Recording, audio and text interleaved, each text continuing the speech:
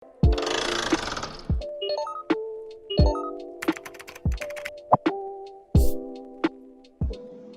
datang di materi persamaan diferensial.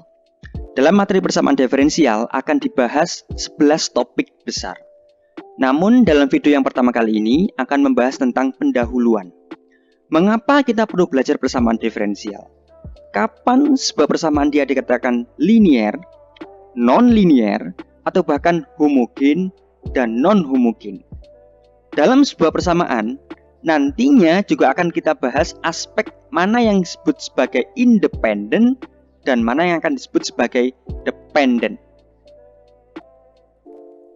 Mengapa sih kita perlu belajar persamaan diferensial? Segala bentuk fenomena alam, segala bentuk sistem fisis di dunia ini, itu tidak bisa kita selesaikan hanya dengan melihat. Maka manusia perlu pendekatan. Pendekatan yang bisa dilakukan manusia salah satunya adalah model matematis. Bagaimana sebuah massa jatuh dari atas sebuah gedung. Bagaimana pesawat harus take off landing. Bagaimana rangkaian sebuah listrik. Itu perlu didekati oleh alat bantu. Salah satunya adalah model matematis. Jadi model matematis itu adalah pendekatan yang dilakukan oleh manusia sehingga dapat mempelajari sebuah sistem, dapat menyelesaikan sebuah masalah. Setelah kita modelkan, maka kita selesaikan sendiri model matematis tersebut. Hasil penyelesaiannya dapat berbentuk numerik, angka begitu, 0, 1000, minus, sekian di belakang koma, atau yang sifatnya itu berbentuk grafik. Misalkan kita ingin dia di level tertentu, apakah responnya dia mampu mencapai level kita? Ataukah dia berfluktuasi? Itu adalah bentuk-bentuk respon. Dari hasil-hasil tersebut, numerik maupun respon, manusia menginterpretasikan ulang ke dalam masalah fisis tadi. Oh, ternyata gayanya kurang besar. Oh, ternyata tekanannya terlalu kecil. Ternyata kontrolnya tidak mampu mencapai sistem. Itu adalah bentuk interpretasi sehingga manusia tahu apa langkah selanjutnya yang akan dilakukan. Dan uniknya hampir seluruh fenomena alam itu dapat didekati dengan persamaan diferensial. Itulah kenapa dalam dunia teknik pertama kali kita akan mempelajari persamaan diferensial. Karena hampir seluruh bidang ilmu pasti menggunakan persamaan diferensial. Contoh, misalkan percepatan gravitasi dari sebuah massa dijatuhkan dari atas sebuah gedung. Atau misalkan sebuah massa M, bisa manusia, dengan parasut, apakah dia akan terbang atau dia akan turun begitu. Misalkan juga tangki, berapa debit yang keluar misalkan, mengukur levelnya, perubahan levelnya. Atau sebuah massa dengan pegas, dengan konstanta K, tanpa damper, juga menggunakan persamaan diferensial.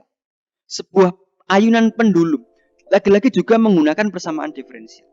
Dari sistem yang paling kecil, rangkaian listrik, sampai sistem yang paling besar, pesawat terbang, sistem pembangkit listrik, juga semua menggunakan persamaan diferensial. Itulah kenapa persamaan diferensial sangat penting untuk dipelajari. Ada dua tipe persamaan diferensial, ordinary dan parsial. Dikatakan ordinary jika fungsi tersebut hanya mengandung satu independen variabel, single. Misalkan x, contohnya y of x itu adalah x kuadrat plus 3x plus 5. Hanya mengandung satu independen variabel x, maka kita sebut sebagai ordinary. Sedangkan parsial, dia mengandung lebih dari satu independen variabel. Misalkan x, u, z, 3 independen variabel, atau bisa sampai 5, 10. Yang jelas lebih dari satu. Ya. Jadi misalkan x, u kuadrat z plus 5x z pangkat 7 plus uz kuadrat plus z. ya. X, U, dan Z bukan konstanta, tapi dia disebut sebagai independen, mengandung tiga unsur independen variabel, maka dia disebut sebagai parsial. Dalam menuliskan diferensial, antara ordinary dan parsial pun berbeda. Ordinary itu dituliskan dengan D biasa, sedangkan parsial itu D melengkung. Kita membacanya sebagai parsial juga. Tadi saya menyebutkan independen, maka ada yang dependen. Dalam sebuah persamaan, yang disebut independen itu adalah penurunnya, jadi yang bawah. Kalau saya mempunyai dua persamaan, maka X, ya, X, U, dan Z ini adalah independen.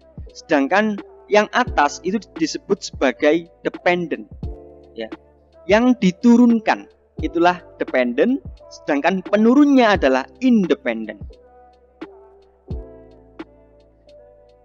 Selanjutnya, sebuah persamaan diferensial itu juga bisa dikelompokkan menjadi linear dan non-linear dengan tiga aspek, ya. Pangkat dari derivatif. Pangkat ini ada degree, ada order, ya. Kalau order itu ya D kuadrat Y. Jadi turunan ke itu adalah order, sedangkan degree itu adalah power, pangkat dari turunan itu. Itulah bedanya. Yang kedua produk. Produk itu adalah hasil kali antara dependent variabel dan turunannya. Dependent variabel. Sedangkan yang nomor tiga, fungsi nonlinear dari dependent variabel itu sendiri. Ya. Saya mempunyai dua persamaan A dan B. Persamaan A dikatakan linear, sedangkan persamaan B dikatakan non-linear. Melihatnya dari tiga aspek tadi, ya. Persamaan B dikatakan non-linear karena dia ada pangkat M. Untuk semua M lebih dari sama dengan 2. Ini for all, membacanya untuk semua M lebih dari 2 atau sama dengan. Pangkat, kita lihat M di sini ada pangkat M, sedangkan di persamaan A tidak ada pangkatnya, sehingga dia mungkin non-linear. Yang kedua, produk, hasil kali antara dependent variabel dan turunannya. Kita lihat di persamaan B itu ada perkalian itu. Perkalian antar dependent tadi yang atas ya, Y dan F tadi, dan turunannya. Jadi 3Y dikali DY per DX. Dependent variabel dan turunannya. Sedangkan di persamaan A tidak ada.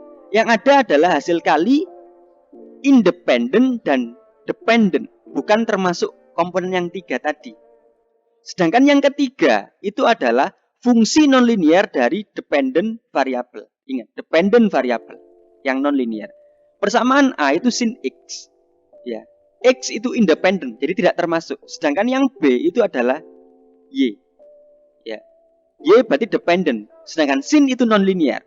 Sehingga tiga aspek tadi itu ada di persamaan B. Dari pangkat M, dari hasil kali dependent variabel dan turunannya, dan dari fungsi nonlinear itu sendiri dari dependent variabel. Ya, itulah contoh linear dan nonlinear. Selanjutnya, sebuah fungsi derivatif itu juga bisa dikatakan homogen dan non-homogen. Kita bicara dulu standar penulisan. Standar penulisan yang dependent variabel diletakkan di sebelah kiri dari equality sign sama dengannya. Sedangkan yang independent dan konstan diletakkan di sebelah kanan. Itu adalah standar penulisan.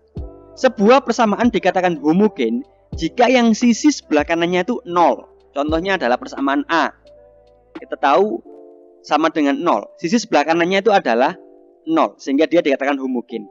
Sedangkan dikatakan non-homogen jika sisi sebelah kanan itu mengandung independen dan konstan.